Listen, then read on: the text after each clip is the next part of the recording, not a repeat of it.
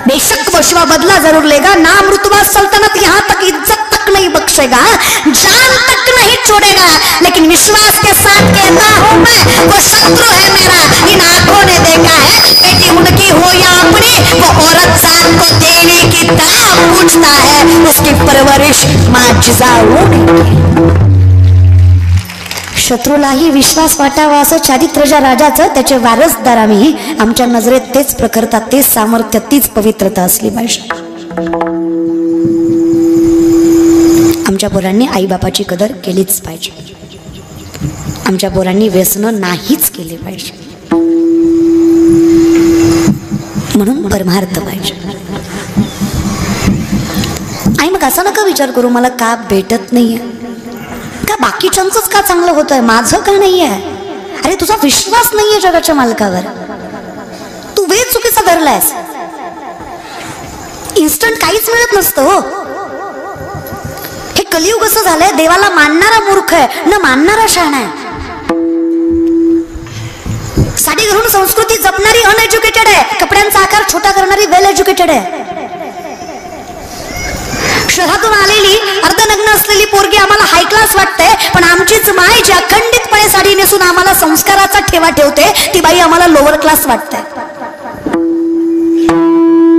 जे उभाट्या जेवतात ते सुशिक्षित आहे, जे मांडी घालून जेवतात तेव्हा सुशिक्षित आहे।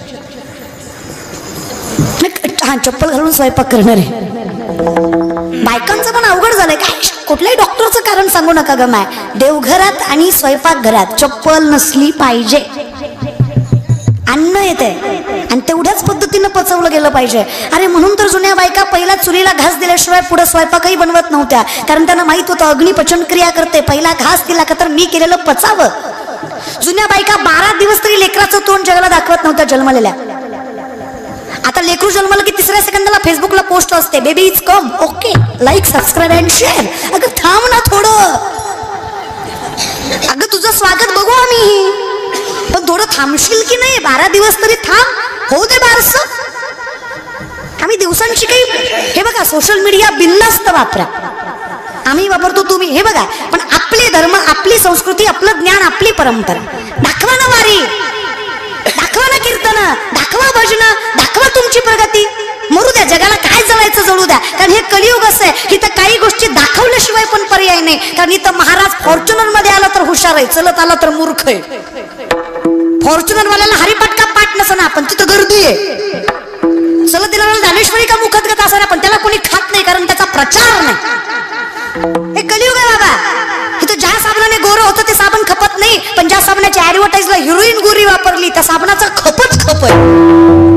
आता घेणाऱ्याला कोणी सांगा, तिची आई गोरी होती म्हणून ती गोरी आहे, आणि ती गोरी आहे म्हणून साबणाला वापरली आहे, ती काय साबणाला गोरी झाली नाहीये। काय लोकांची बुद्धिमत्ता असते, पण नवल वाटतं कधी कधी, किती अंधश्रद्धा रे, बरं फसता की तुम्ही। इतकी वर्ष झालं संतूर साबण वापरता, खरं सांगा बसलेल्या, संतूर साबण से उमर का पता नाही चलता, असं होतं का? अगं जसे आपले मायबाप तसे आपण, जसे आपण असणारे पुढची पिढी, मग ते सौंदर्य आणि ज्ञान दोन्ही गोष्टींच्या बाबतीत